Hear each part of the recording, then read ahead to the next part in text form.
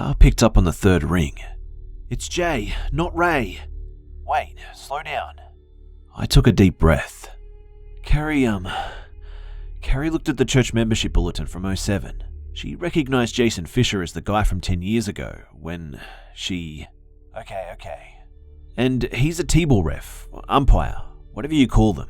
He goes by Jay and no one can reach him, not for the last several days. I think he's got Andrew. We have to hurry. The bulletin, it should list an address. He may not still live there, but it's as good a start as any. Okay, I'll call you back. I hung up and dialed Carrie's cell phone. After 5 or 6 rings, her voicemail picked up. I hung up and texted her, "Need Jay's address, check the bulletin." I hopped off the couch and grabbed my keys in a mad rush to get to my truck. I climbed inside and waited, hand tapping on the steering wheel. I started to text Ryan to see if he knew Jay's address or could get it, when Carrie's text dropped down at the top of the screen. It read, 15 Franklin Drive. I texted her back, "Thank you, is Kyle okay?" She said, "Nursery at church, fine." I called Detective Carr as I whipped my truck out of the garage. When he picked up, I was almost shouting, 15 Franklin Drive, that's his address. "Okay, I've got it. I've already radioed it in, and I'm heading that way. Dean, are you on the road?" I turned down the radio, which was blasting some shitty pop song I'd heard a million times before. "Look, you know this guy is extremely dangerous." I heard his siren start its piercing wail. "You and Carrie need to stay where you are, and don't..." I hung up and tossed my phone into the passenger seat. I knew he was right, but there was no way I was sitting this one out.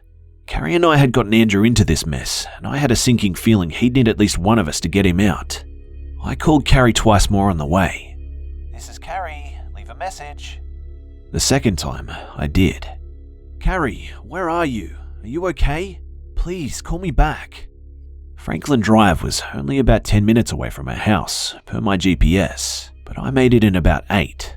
The streets were always empty on Sunday mornings, and I hit almost every green light. If Carr was anywhere near the police station, that meant he'd be several minutes behind me. As soon as I turned into Franklin Drive, I felt like I'd been punched in the gut. Carrie's white SUV was parked in front of a small brick house, about 3/4 of the way down the street. I recognized it immediately by the purple sticker on the back window.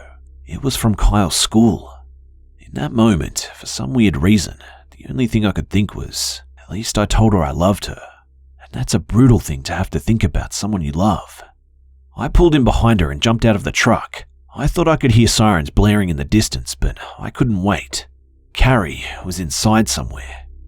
I made my way toward the front door, which was closed, but then I heard some shouting coming from out the back of the house, and I saw the gate on the side of the house was open. I ran around the side and barreled into the backyard. Jay was standing in the center of the yard, but he didn't look like how I expected. He was tall, over 6 feet, and had a baseball cap pulled down low over his eyes.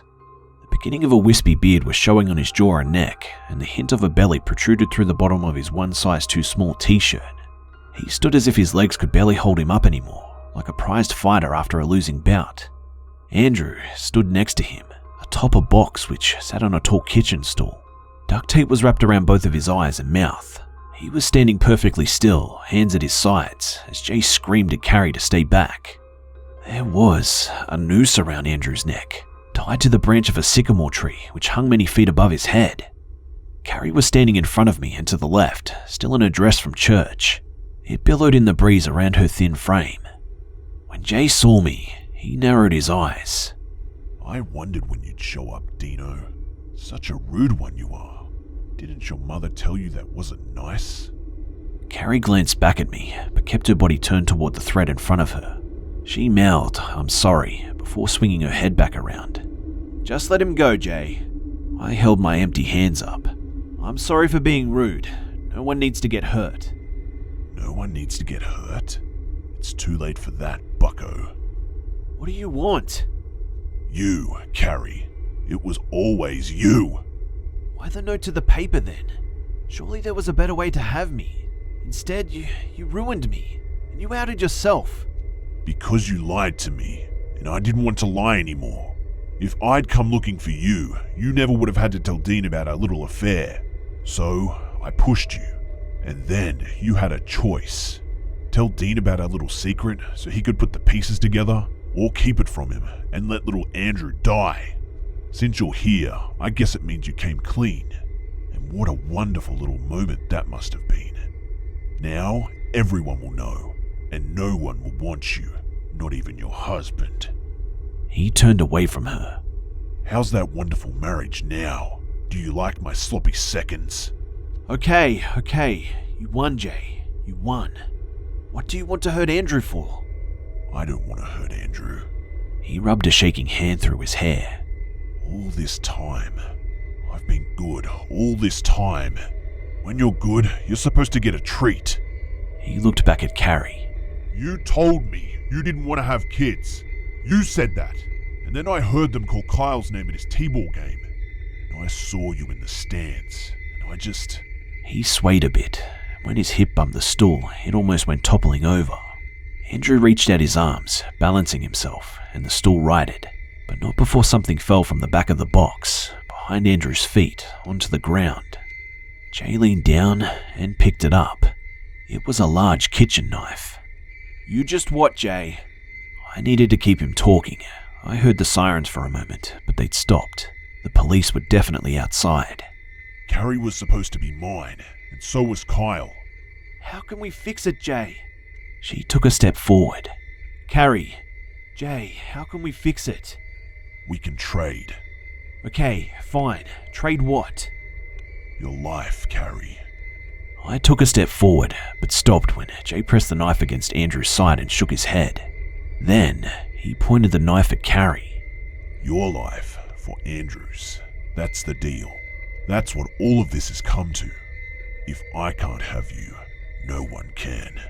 It's the only way. And if you refuse... He brought the knife back and pressed it against Andrew's side, harder this time. You'll have to live with... Drop the knife, now! Carl was standing in the gate, his service weapon drawn. Jay wobbled to his left and hid himself behind Andrew, putting his foot on the first rung of the stool like he was going to kick it over. Andrew was standing pretty high off the ground, and I realized that if he fell, he'd probably break his neck before he had time to suffocate. Touch him and you die, Jay.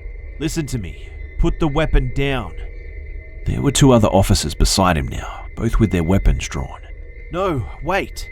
Jay paused, ignoring everyone but Carrie. His foot was still on the rung. It's my fault, Jay. I know that. She took another step. Carrie, what are you doing? Both of you, stay where you are. A hint of a smile had crept onto Jay's face. Do we have a deal? I can't ever take it back, but I can make up for it.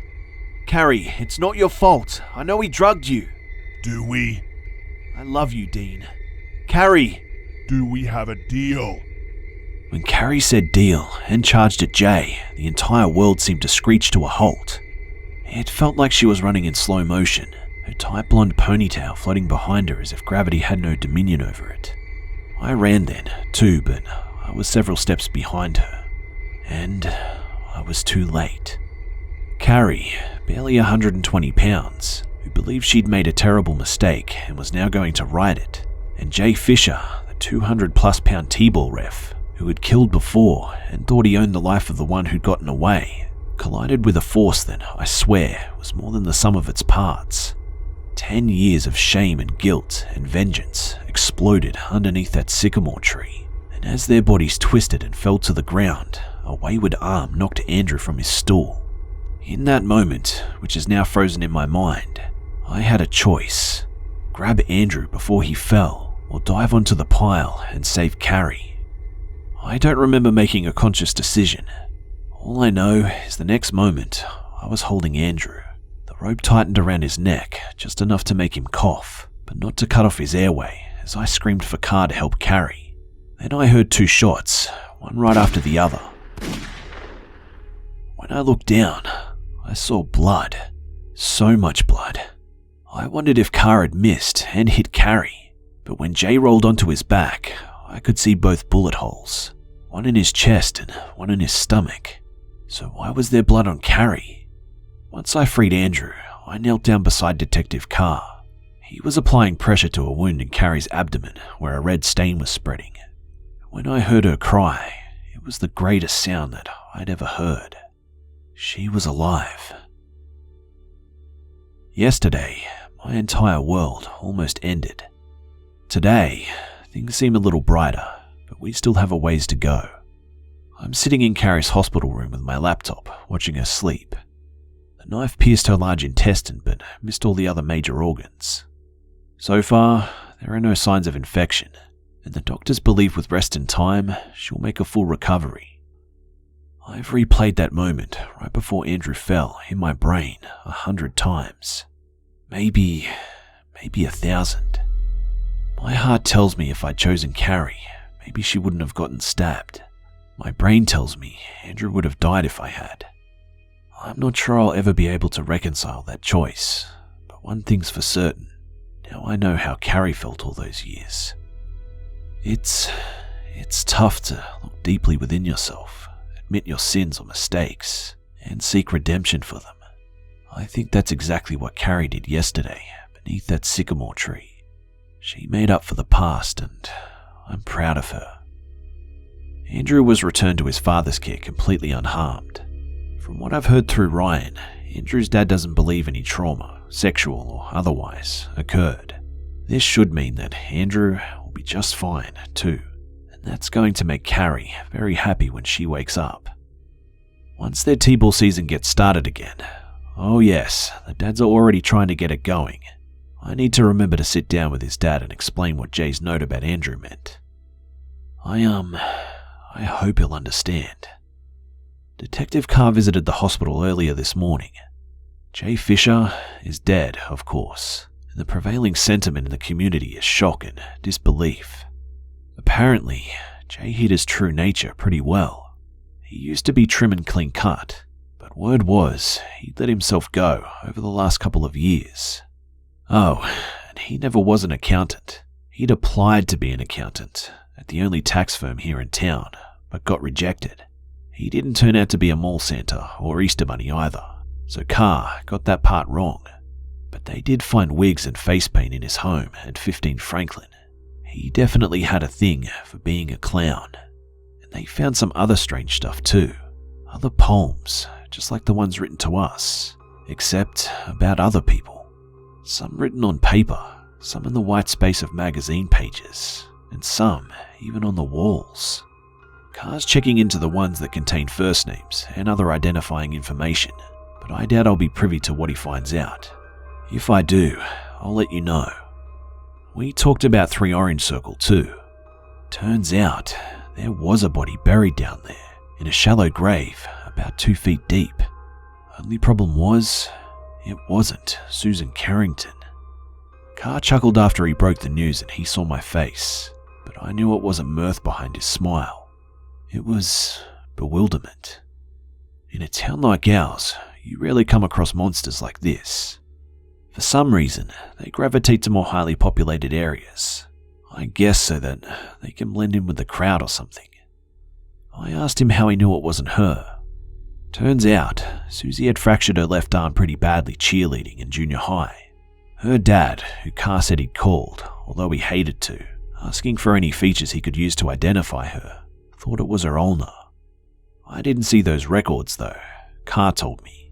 When someone gets a bad fracture, it leaves a mark when it heals, like a scar on the bone. Whoever was buried down there in the basement had never broken either arm. I asked him whether he thought Jay was the one who killed the woman, and whether he thought he'd ever find out what happened to poor Susie. And Carr said that he'll try to identify the bones, but we'll probably never hear the whole truth now that Jay's dead. And maybe that's for the best. Who knows how many people Jay Fisher terrorized, or how many people he killed. There will be an investigation, and people will wonder, how did we miss this monster? And maybe there will even be some answers, despite what Carr thinks. But I think most of them are buried in the dirt with Jay.